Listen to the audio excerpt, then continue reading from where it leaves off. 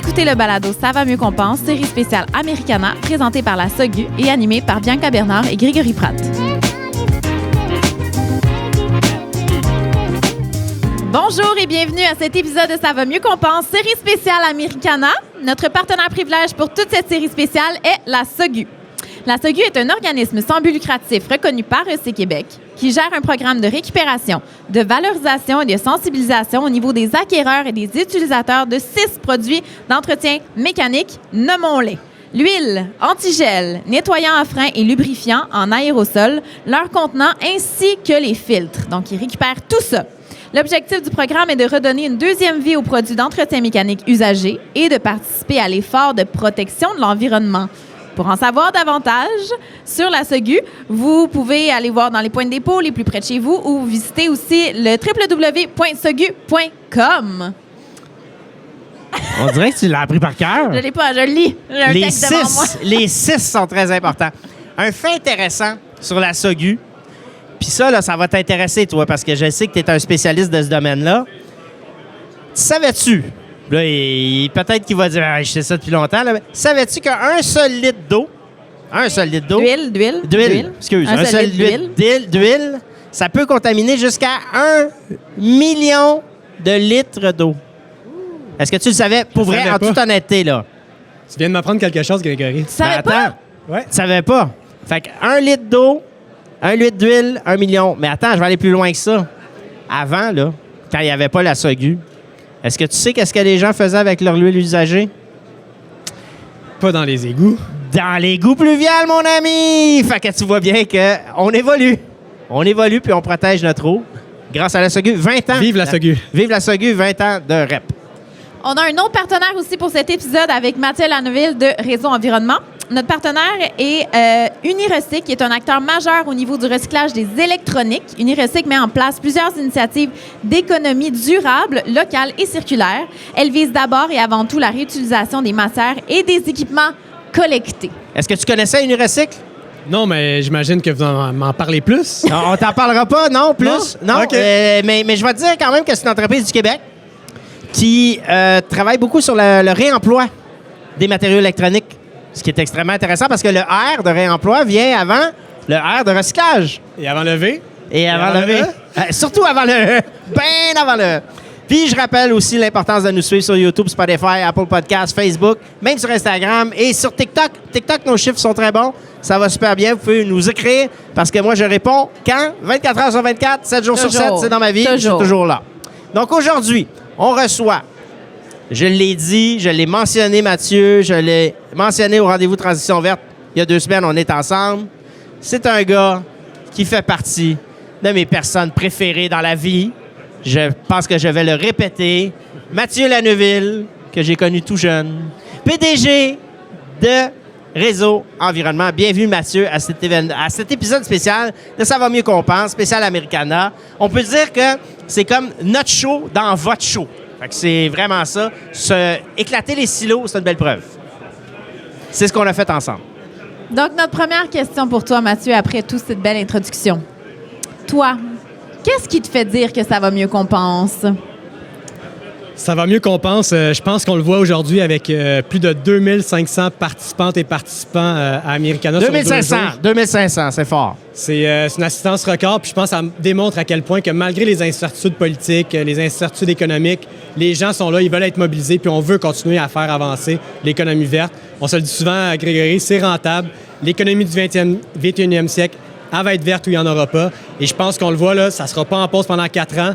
Puis c'est là qu'on a besoin d'un rôle puis d'un leadership des organisations comme les nôtres, comme les gouvernements infranationaux, les gouvernements, les États, les provinces. Et je pense on a d'autant plus besoin en ce moment d'un leadership qui vient de partout pour continuer cette transition verte. Donc toi, tu dis que c'est ça qui fait que ça va mieux qu'on pense? Yes. Yes. Mais tu contribues à ce que ça va mieux qu'on pense? Bien, je pense que Réseau Environnement, en étant le plus grand regroupement de spécialistes en environnement au Québec, on permet justement de rassembler les gens, justement comme aujourd'hui, à partager les bonnes solutions, à regarder c'est quoi qui se passe sur le terrain, puis faire surtout le lien entre ce qui se passe sur le terrain, tous les enjeux techniques et avec les politiques publiques, parce qu'on l'a vu aujourd'hui, on a beaucoup aussi de politiciens qui sont à l'écoute de l'expertise du Québec. S'ils sont à l'écoute, moi, ça me réjouit. parce qu'ils ont tendance à entendre. Bon, peux-tu nous expliquer rapidement c'est quoi le rôle de Réseau Environnement dans notre société?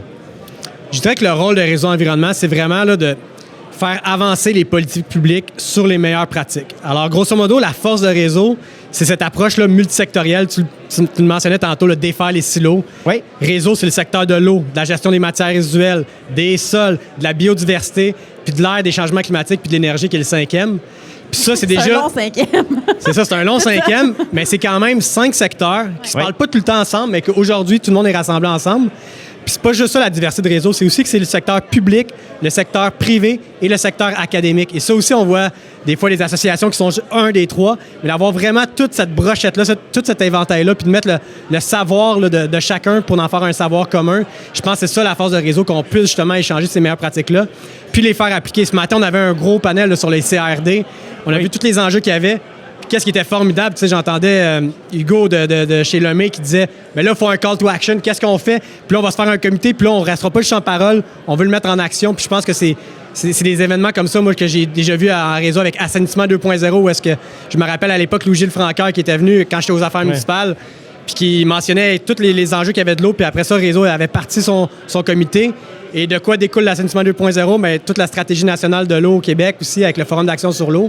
Mais c'est le fun d'avoir justement ce lien-là entre l'expertise et les politiques pour faire avancer les meilleures pratiques. Puis aussi la recherche, tu sais, parce que il se fait beaucoup de recherche et développement au Québec. On est extrêmement créatif. Mais après ça, comment on prend une super bonne idée puis on l'applique dans la vraie vie pour que ça devienne soit une politique ou même un comportement accepté là, socialement. Donc, Réseau est un vecteur. Bon, là, je plug votre magazine. Là. Un vecteur, justement, de changement. Tout à fait. Puis la force de Réseau, je ne le dirai jamais assez, mais c'est la force de nos membres. On a atteint la barre des 3000 membres là, dernièrement. Wow! Alors, de loin, la plus grande association de spécialistes depuis 60 ans. Fait que je pense qu'il y a un historique, puis Réseau, c'est connu, c'est reconnu dans l'environnement. Et on entend souvent des groupes militants, on peut entendre des groupes lobbying, mais je pense que c'est important aussi d'entendre la science, d'entendre c'est quoi les mêmes pratiques qui rassemblent l'ensemble de l'industrie. Puis je pense que c'est ça qui fait la force de cette association. Particulièrement en ce moment, la science, c'est important. Il y en a qui l'ont échoué. Dans la conférence de ce matin, justement, sur les CRD, y a-t-il quelque chose que tu as remarqué qui était vraiment effervescent dans la discussion? Oui, puis je vais répéter c'est quoi CRD parce que tantôt j'étais avec M. Gérard Deltel qui vient me voir après puis il dit « Hey Mathieu, je peux te poser une colle, mais j'étais un peu gêné. » Il dit « Vous avez parlé de CRD tout le long avec votre jargon, mais on rappelle que c'est construction, rénovation, démolition. » Alors, c'est tous c'est l'enfant pauvre au Québec parce que c'est ce qu'on, malheureusement, la majorité de nos matériaux de CRD se retrouvent malheureusement à l'enfouissement. Puis on aimerait ça, évidemment, mieux les valoriser, augmenter la circularité. Puis ce qui m'a marqué, c'est notre collègue Dominique de la France qui nous partageait. Évidemment, souvent, les Français ont le don de nous faire rappeler des mots en anglais. Alors, on a parlé oui. C'est comment ils appellent ça là-bas, leur kiosque, là? C'est... Business France. Choose France. Choose France. Voilà. Moi, je dis, il aurait dû écrire Cheese France. Mais bon, Choose France. Mais trois mots que j'ai retenus d'elle, c'est cradle to cradle. Oui. Je pense que du berceau au berceau. Du berceau au berceau, je pense que c'est un principe qu'on pourrait voir davantage au Québec. Puis j'aimais beaucoup cet aspect de dire, mais quand on conçoit un bâtiment, pensons tout de suite à la déconstruction, parce que ça va venir un jour. Ah, c'est ça qui va dire par... mais ça, c'est valide dans tout. Dans tout. On fait plein de choses, puis après, on fait, les PFAS. PFAS, c'est ça l'affaire, les PFAS, là, les polluants internels. Oui. Ah, on fait, c'est cool, regarde, un rouge à lèvres, un tapis, un manteau, un ci, un ça, plein de propriétés, puis après ça, on fait... Ouais, on fait quoi avec ça? On sait pas comment s'en débarrasser. Plus c'est magique, plus c'est toxique, il paraît. Ah, c'est toi qui... on le dit, c'est quoi? Plus c'est magique... Plus c'est toxique. Ça, c'est la citation. On fait des T-shirts. Plus c'est magique, plus c'est toxique. Ça, je suis assez d'accord. Plus il faut se poser des questions. Ouais, mais je trouve que après ça, on va y aller avec les nuances, là. Oui. Mais plus c'est magique, plus c'est toxique.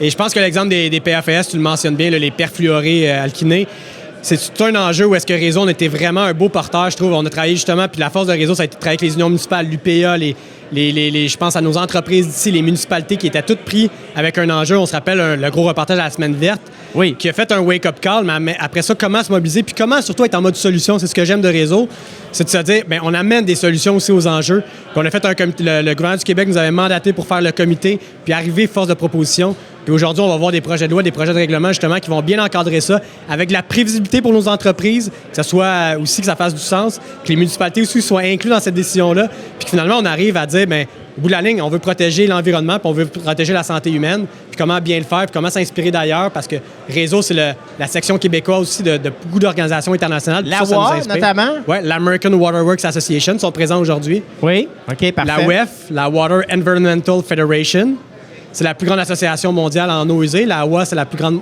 association mondiale en eau potable. Et aussi la SWANA. Ah, c'est intéressant qu'il y ait la nuance des deux, OK? Oui, puis la SWANA, Ça c'est... n'a pas le même goût, Bianca. Non, ça n'a pas le même goût. Notre présidente de la SWANA Québec, Anne-Marie Allé, que vous connaissez bien, la Solid Waste oui, Association of North America, oui. alors, la plus grande association mondiale sur la gestion des matières résiduelles. Alors, tout ça, ça nous aide aussi de faire ce pont-là entre les bonnes pratiques au Québec, mais surtout qu'est-ce qui se fait ailleurs. Puis c'est ça, Americana aussi, c'est de faire venir aussi les gens d'ailleurs ici pour partager ces bonnes pratiques. Oui, parce que plus on s'ouvre vers l'autre, plus on peut inspirer, plus on peut être inspiré. Mais tu sais, tu le dis souvent, là, on disait éclater les silos. Là, toi, tu as dit exploser les silos. Mais bon, c'est un peu ça aussi. C'est-à-dire que plus on va s'ouvrir, plus on va s'améliorer collectivement. Toi, oui, vas-y. J'allais dire, justement, le gros débat, on parle de l'eau, tu as parlé de plusieurs associations autour de l'eau. Gros débat sur le fluorure dans l'eau. Oui. On sait que tu as une expertise. Toi, côté eau, évidemment, tu viens de... C'était où? Tu viens du ministère des Affaires municipales et de l'Habitation. Oui. Fait que, tu sais, ça fait longtemps là, que tu baignes dans l'environnement. Tu penses quoi, justement, de ce débat-là? Là? On n'est pas certain de comprendre tous les enjeux. Les gens, ils ont peur de boire l'eau. Es-tu capable de nous expliquer ça un peu avec tes connaissances? Oui, grosso modo, c'est que des fois, on se dit, bien, l'enjeu qu'on a, puis il est encore là aujourd'hui, c'est que dans des milieux défavorisés, les jeunes enfants, malheureusement, n'ont pas l'habitude de se brosser les dents. Et ça fait qu'on développe de la carie, etc. Puis là, dans les solutions qui apparaissent, puis en passant, il reste une municipalité au Québec qui fait ça. Qui met du fluor? Qui met du fluor dans l'eau pour justement aller faire ça. Mais chez Réseau Environnement, on s'est positionné à plusieurs reprises contre cette mesure-là. Parce que pour nous, l'enjeu est réel. Puis la solution, mais c'est pas un plaster qu'on veut, c'est une vraie solution. C'est éduquons nos jeunes. T'sais, on a le club des petits déjeuners, mais amenons des brosses à dents, amenons de la pâte à dents, parce que la vraie solution, c'est qu'on se brosse les dents et pas qu'on commence à patcher en se disant on va aller mettre du fluor. Puis après ça, on va commencer à mettre des multivitamines puis commencer à mettre un paquet de choses dans l'eau. Je pensais que c'était déjà fait, je suis très déçu. Oui, c'est ça. Les gens sont un peu dépressifs. Ah ouais, on va mettre 3-4 sacs de... puis cet enjeu-là aussi, mais évidemment, nos opérateurs en eau nous en parlent parce que déjà d'assurer une eau 100% qualité 100% du temps, c'est un défi. Puis c'est ça le but des municipalités, c'est de faire ça. Puis ça, c'est déjà un gros défi. Mais là, quand on commence à mettre du fluor ou d'autres choses, ça débalance tout le reste. Ça fait des gros défis au niveau technique qui sont difficiles à relever. Puis pour un enjeu où est-ce qu'on se dit, ben, on règle-tu vraiment le truc ou on met un plaster de dire on met ça, puis finalement on l'offre à 100% de la population pour un problème qui est très cerné aussi. Puis ça, c'est le genre de politique où Réseau Environnement a pris position puis a aidé à amener les politiques municipales ailleurs. Tout à fait. Puis même puis on a fait des interventions cet automne parce que c'était revenu, on se rappelle, avec les élus américains. Ils avaient ramené ça à l'ordre du jour et on était justement intervenu dans les médias justement pour ramener un petit peu là, c'est quoi les faits sur cet enjeu-là. Ah, vraiment intéressant. Écoute, là, en ce moment, l'eau, là, on parle de ça à plein temps. Là. Tu sais, c'est dans les médias, tout ça. On a reçu, comme tu sais, Olivier Primo, dernièrement. Tu sais où je m'en vais? On en parlait, tu sais, on parlait de l'importance de prendre soin de notre eau. C'est un projet de société. Toi, là, comment tu vois ça, cette idée-là? Est-ce que tu penses qu'on en fait vraiment un projet de société pour vrai? La vision d'Olivier Primo, comment tu te positionnes par rapport à ça? Ça peut être personnel si tu dis, moi, j'ai pas le mandat de dire au nom de Réseau. Mais tu sais, toi, tu as travaillé au Mamache, là. Tu vois un gars qui arrive et qui dit, moi, je veux que l'eau devienne un projet de société. Mais je veux pas te mettre en boîte, là. Non, c'est bien correct. Puis je suis ingénieur en eau, puis comme tu dis, les affaires municipales. Mais évidemment, quand je parle au nom de Réseau Environnement, évidemment. C'est ça mon mandat. Mais qu'est-ce que je peux dire, c'est que quand même, qu'est-ce qu'on a pu voir quand même historiquement? Merci, Bianca. Le micro. Le micro, faut y penser. Alors, ce que je peux vous dire qu'historiquement, quand même, sur les redevances sur l'eau, on peut peut-être se dire, puis on a été à l'Assemblée nationale pour le défendre, puis de bonifier le projet de loi. Puis ça, c'est un projet de loi que je suis fier chez Réseau Environnement parce qu'on l'a vraiment fait en co-création. Puis ce qu'on a vu sortir, on était très heureux parce que 90% des recommandations de Réseau Environnement ont été retenues. 90% de ce qu'on a vu dans le projet de loi, il était là. Après ça, on peut aller plus loin, puis il y a des choses qu'on peut aller plus loin. Comme quoi, mettons? Bien, par exemple, on va parler de c'est quoi le taux de redevance, c'est quoi à qui ça s'applique les redevances sur l'eau. Puis je veux juste ramener, parce que ça prend quand même du courage politique tout ce qui a été fait. Parce que des fois, on reproche ce qui a été fait. Là. Juste renommer. Donc, le projet de loi était... Sur les redevances sur l'eau. Grosso modo... sur les redevances. Grosso modo, c'est de dire, on commence à se dire, tu sais, dans le fond, les municipalités, il y a un gros enjeu à ce moment. Il y a un gros enjeu de sous-financement des services d'eau. Ça veut dire que produire, distribuer de l'eau potable, puis collecter, puis traiter les eaux usées, ça a un coût. Au Québec, c'est en moyenne 4 du mètre cube. C'est 4 du 1000 litres d'eau. Dans une famille, mettons, c'est 250 litres par personne. Fait que, mettons, c'est 1 mètre cube par maison si on est 4. Fait que ça coûte 4 par jour, mettons, pour une famille de 4 pour des services d'eau. Okay. Ça, c'est un gros enjeu. En ce moment, on a 15 milliards de déficit et on sous-finance les services en eau. On est peut-être à peu près du 1 quand des municipalités à peu près à tarifier les services d'eau. Fait que ça, il y a un gros chantier. Puis je vous donne en exclusivité, la semaine prochaine, Réseau Environnement, on risque de sortir un mémoire avec 5 recommandations solides comment qu'on va bien financer les services d'eau municipaux. Fait que ça c'est un enjeu. Service d'eau. Puis là, je vais vous faire la distinction avec redevance sur l'eau. Oui. Parce que vous avez parlé avec Olivier Primo et tout ça, on parle pas des services d'eau avec les infrastructures. Parce que les infrastructures, dans le fond, qu'est-ce qu'on veut? C'est qu'on a 200 milliards d'actifs municipaux. C'est une de nos plus belles richesses collectives. Puis on veut que ça s'autofinance. Puis on veut que les prochaines générations, finalement, il n'y aient pas à des gros déficits parce que nos infrastructures, ils fuient de partout. Puis que malheureusement, ça va moins bien là-dessus. Ça, c'est un gros enjeu. Pour nous, c'est un des plus gros en ce moment qu'on a. Fait que c'est pour ça qu'on ne veut pas s'égarer avec le fluor. Tout ça, parce que pour nous, c'est une distraction sur le gros enjeu qui est le sous-financement des services d'eau. Ouais. Mais là, après ça, dans les solutions pour le financement des services d'eau, il peut y avoir d'autres choses, dont des redevances. Le principe des redevances, c'est pas de dire on paye les infrastructures en eau, c'est de dire, là, on est à côté du fleuve Saint-Laurent aujourd'hui, bien, c'est de dire cette richesse collective-là, la ressource en eau, pourquoi qu'on ne mettrait pas un coût là-dessus pour tous ceux qui prélèvent de l'eau directement de cette richesse collective? Un vrai frais, là, pas des bullshit. Là. C'est ça. Puis ça, c'est la nouveauté. Il faut savoir qu'à l'époque, Mme Lynne Beauchamp, qui était à l'environnement à l'époque, avait été la première à dire on va mettre un principe de dire qu'il y a un coût là-dessus. Puis c'était très, très, très minime. Dans le passé, moi-même, j'ai dit que c'était des peanuts. Mais quand même, elle a eu le courage d'amener le concept, ce qui était une nouveauté. C'est quoi le bon prix pour toi? Le bon prix, ben, je peux-tu y venir plus tard pour qu'on suive l'historique? Parce que juste sortir un chiffre de même sans donner le contexte, je pense, mais on pourrait y revenir avec plaisir. Fait que là, on était parti, là, c'était un quart dessous du 1000 mètres cubes. Là, je me rappelle plus les chiffres exacts, mais c'était très, très faible. Le dernier projet de loi qui est arrivé l'année passée, puis qu'on a eu depuis le 1er janvier, depuis un an, c'est de dire, bien maintenant, puis c'est ça que Réseau Environnement travaille très fort avec les équipes de Benoît Charette puis du gouvernement du Québec, c'était de dire, bien, à quel niveau qu'on peut l'augmenter, à qui qu'on va l'appliquer, comment qu'on va le faire, de la transparence. Nous autres, c'est super important de dire, juste tous ceux qui prélèvent, là, qu'on sache comment ils prélèvent, puis avec un compteur, pas une estimation, si on le rappelle. Oui. Alors ça, c'était super important, puis il y a plein d'avancées qui ont été faites. Et une des grosses avancées, justement, c'est qu'on a vraiment multiplié de beaucoup, jusqu'à 500 fois, les tarifs qui étaient en place sur les redevances. Alors oui, est-ce qu'on peut aller plus loin? Oui. Est-ce qu'on a déjà fait un bon bout de chemin? Oui. Puis après ça, il faut se questionner parce qu'il faut penser aussi à notre compétitivité avec l'Ontario, les États américains, limitrophes. Regardez qu'est-ce qui se fait en Europe. Oui, mais où la compétitivité? L'eau est sur notre territoire. Par exemple, si on parle à des compagnies qui vont prélever des grandes quantités d'eau, ils vont peut-être dire j'aime peut-être mieux aller en Ontario qu'au Québec si on a un prix qui est astronomique. Des exemples de ce genre d'entreprise-là, ils font quoi avec notre eau? Juste pour qu'on ait du concret. Des embouteilleurs. Des embouteilleurs d'eau, entre autres. On en connaît. Oui. Ceux qui font de la boisson gazeuse, c'est du sirop avec de l'eau. Voilà, toutes les boissons, je ne vais pas en nommer en particulier, mais je pense que vous pouvez le voir, là, toutes les boissons alcoolisées ou non. On peut penser aussi dans les minières, on peut penser dans... Il y a beaucoup d'industries aussi qui prennent des eaux. Après ça, il y a des différentes nuances dans les redevances parce qu'il y en a que c'est quand on prélève de l'eau puis qu'on la rejette directement, puis il y en a d'autres que c'est utilisé dans les procédés puis qu'on la maintient. Fait il y a différents taux de redevances. Il y a de l'eau de traitement. Il y a de l'eau de traitement pour des équipements industriels notamment. Voilà. Aussi.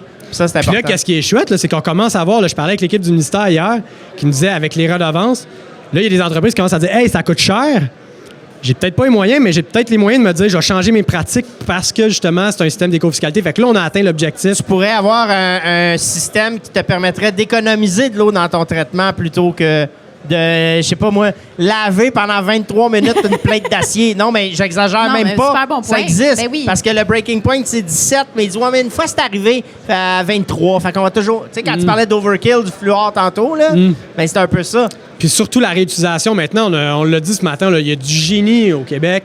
Il y a plein de façons de faire. Puis la réutilisation de l'eau, on a des startups. Là, on va voir les Aquaero cet après-midi. Là, je pense qu'il y en a là-dedans. Là, mais il y en a. Tous les principes de réutilisation d'eau, là, on pense aux papetières, tout ça, qui peuvent mieux réutiliser les eaux.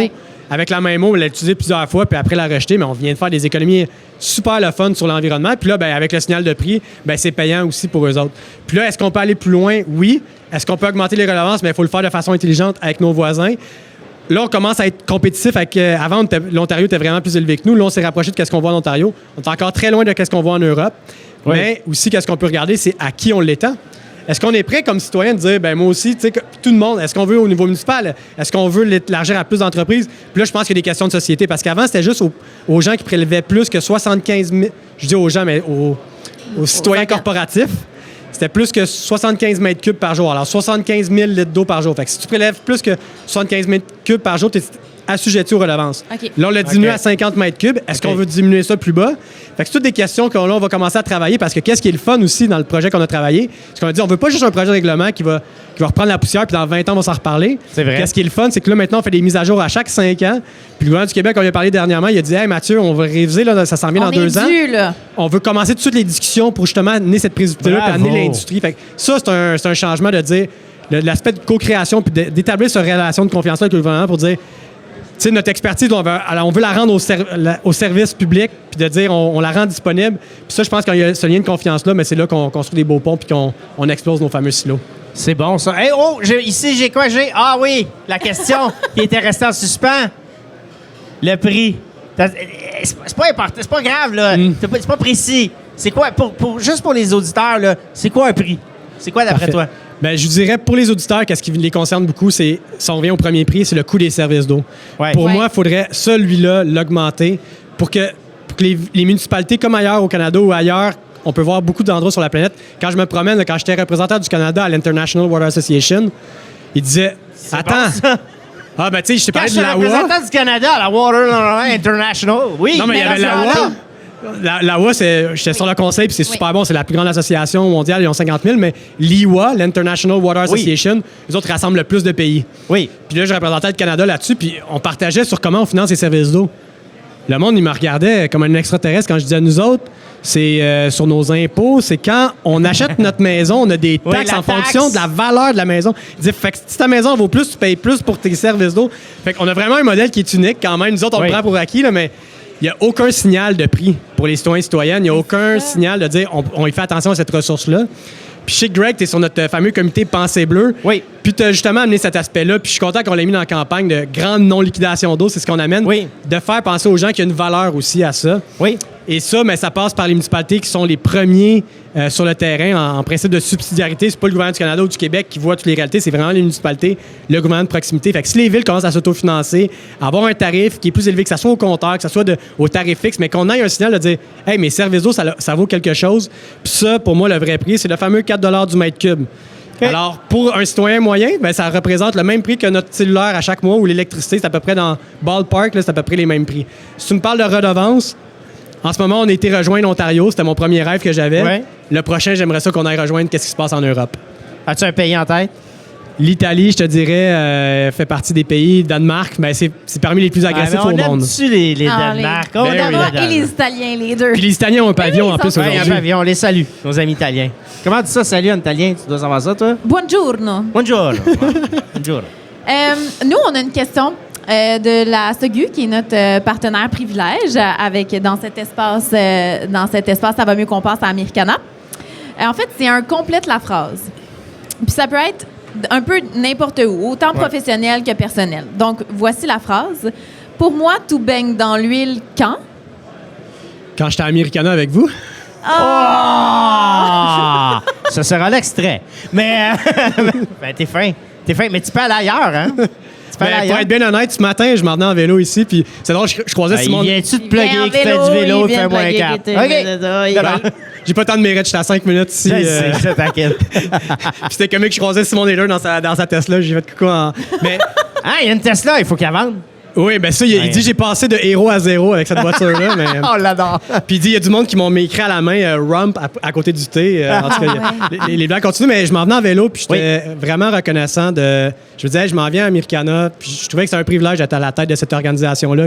Je me rappelle quand j'étais aux affaires municipales, on parlait avec plein de monde, puis Réseau, c'était tout le temps l'entité, je trouve, qui nous amenait à aller voir plus loin, puis pas sur un agenda de dire je protège. je veux pas nommer personne, mais tu sais, je protège les intérêts d'un certain groupe en particulier ou quoi que ce soit. C'était vraiment qu'est-ce qu'on peut faire pour avancer les meilleures pratiques, qu'est-ce qui se fait ailleurs, puis comment on peut le Québec l'amener plus loin. Puis ça a été un privilège quand Réseau m'avait approché pour rejoindre les rangs puis de dire, de prendre la tête. Puis j'étais jeune à l'époque aussi, je sais qu'ils m'ont fait T'es beaucoup encore confiance, jeune. Pour le fun, là, ça n'a pas rapport avec mon plan, là, mais ça me traite dans la tête parce que tout le monde me demande ça. T'as quel âge, Mathieu? T'es rendu à quel âge? 38 ans. Hey, on s'ostinait là-dessus. Moi, je disais 24. Mais c'est pas vrai, ça fait genre 20 ans qu'on se connaît. Tu vois bien que ça fait Ça fait 15. Tu sens que tu participes au grand projet de société. Ouais, puis je m'en venais, puis je me disais, wow, tu sais, c'est le plus gros événement multisectoriel en environnement au Québec. C'est vrai. Tu sais, je vois les gens ici dans la salle, c'est tout du monde qui croit, tu sais, le monde qui vient de chez Réseau. Tu sais, tu viens pas membre de Réseau parce que tu dis, hey, vive le pétrole. Tu sais, tu viens chez Réseau parce que. Il y en a, ils vont dire, au moins, je vais peut-être faire une conférence pour faire accroître ça au monde. Non, mais les gens qui sont ici, puis on en a, là, on est fiers d'avoir les entreprises là, qui polluent là, ici. Oui, j'en ai vu. Puis je le dis, on est fiers parce que les entreprises qui viennent ici, qui polluent, ils veulent s'améliorer. Puis c'est comme, faut pas juste travailler avec les meilleurs de classe, faut se dire, c'est lesquels qui sont là, puis qui se disent, qu'est-ce que je peux faire pour embarquer. Puis, tu sais, le fait qu'on ait 2500 participants au Québec là-dessus. Mais moi, je m'en venais en vélo, j'étais comme, wow, la vie est belle, puis c'est comme, ça motivait. On était sur le stage tantôt pour amener Americana, puis amener le rêver, puis le rêver en 2051, où est-ce qu'on va être. Puis je trouve que c'est un beau privilège, puis ça, je baignais dans l'huile ce matin en m'en venant en vélo. Tu baignais dans l'huile. Non, mais c'est important que tu le nommes parce que quand on s'était rencontrés, tu sais, qu'on avait commencé à parler d'Americana, tu parlais beaucoup de rêves, t'as beaucoup ça. Puis je trouve que on a un petit peu perdu nos rêves au Québec un moment donné. Tu sais, le nez pour un petit pain est un peu embarqué trop vite, là. Puis là, en ce moment, on se fait taper dessus à la semaine longue, fait qu'on pense qu'on n'est pas bon, mais en tout cas... On est super bon. Puis la situation avec les États-Unis, là, tu sais, on s'est peut-être longtemps, je ne voudrais pas dire assis, mais on était confortable dans cette relation-là. Puis c'est comme, je sais que sur le court terme, ça va nous brasser, puis je sais que les entreprises, nos membres, tout ça, ils vivent des moments difficiles en ce moment, là, mais... Je pense que ça va juste nous amener plus loin. On va mieux se diversifier, on va mieux travailler avec les autres provinces, on va plus innover. Puis je pense qu'on a tout le savoir. Puis à travers les défis, je pense qu'au Québec, on l'a vu à plusieurs reprises. On est capable de les relever. Puis c'est comme, on est soudés en ce moment. On voit que tout le monde se tient là-dedans. Plus serré, au rendez-vous Transition verte, là, quand il y avait le propriétaire d'une brasserie là, qui disait, je travaille tout avec les micro-brasseries autour, puis on collabore ensemble pour diminuer nos coûts plutôt qu'à être en compétition. C'est formidable de voir ça, puis je pense que ça peut nous motiver, puis ça fait rêver. Oui, puis tu sais, c'est un peu comme en amour, quand on prend notre relation pour acquis, on n'innove plus.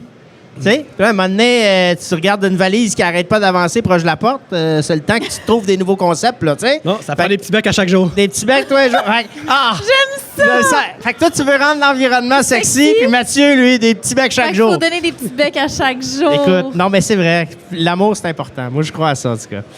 Écoute... Ben, l'amour, puis je l'amène, l'amour dans l'environnement. On parle souvent de l'amour conjugal, on peut parler de l'amour avec l'amitié, mais... Ah, totalement. On le voit avec l'amour aussi en environnement, puis c'est beaucoup ce qu'on travaille aussi avec Pensée Bleue ou avec d'autres campagnes aussi. Je peux penser en matière résiduelle, etc. On protège ce qu'on aime. Tu sais, si on réalise comment que... Au niveau de la gestion des matières résiduelles, de nos terrains, de nos eaux, si on réalise, hey, j'aime ça me baigner, j'aime ça aller faire des sports nautiques, de faire du kayak, d'être dans l'eau, le bruit de l'eau, ben c'est là qu'on se dit, hey, mais on va la protéger parce qu'on l'aime. Puis je pense que c'est important, l'amour, de la ramener. Mais on protège ce qu'on aime et on aime ce qu'on connaît. Fait que moi, je pense que la sensibilisation, puis aussi amener les gens à être plus dans la nature puis pour pouvoir la protéger, parce que c'est sûr que si t'es pas en contact avec elle, ben t'as aucun moyen de l'aimer, tu la connais pas, tu sais. Donc, quand tu prends pour acquis, tu rentres en désamour. Fait qu'on peut se dire merci Trump, finalement. C'est une grande philosophie. Non, mais pour vrai, puis tu sais, je reviens un peu à l'idée d'Olivier Primo, là, puis on n'en parlera pas longtemps, mais lui, c'est ça qu'il disait. C'est quoi notre dernier grand projet de société? Puis est-ce que ça se pourrait que l'eau soit notre projet de société? Puis je veux juste rassurer tout le monde qui nous écoute, là, jamais son plan, c'est de vendre de l'eau dans des canettes pour nous exploiter. Là. C'est vraiment un projet de société. Puis je me dis... Puis, tu sais, Trump, on l'a vu là, dernièrement, il disait « faudrait redéfinir les frontières. Je suis pas sûr qu'on a la bonne part des lacs et des rivières. » C'est pas un cave à temps plein, Olivier Primo, là, il l'a vu, puis il a fait comme « Hey, on est riche au Québec. » Puis si on a cet argent-là, on pourra améliorer nos infrastructures, on pourra réaliser nos rêves, ça se pourrait. Ça se pourrait. Mais je sais que c'était peurant parce que le maudit Olivier, il garde son jeu.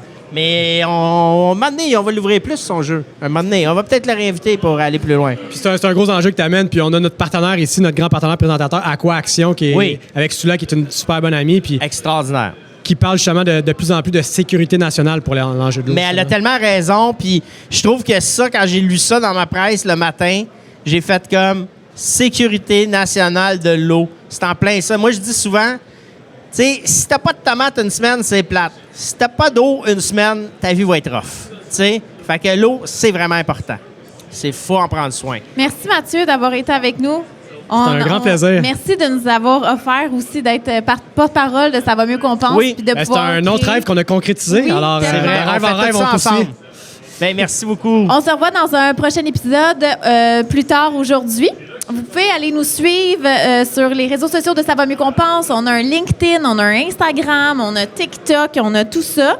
Nos épisodes aussi sont disponibles sur Spotify, sur Apple Podcasts, sur YouTube. Balado Québec, sur YouTube, audio, vidéo. Bref, on est partout. Abonnez-vous, puis on se voit plus tard. Merci encore, Mathieu. Oui, Merci à vous merci deux. Mathieu. Merci.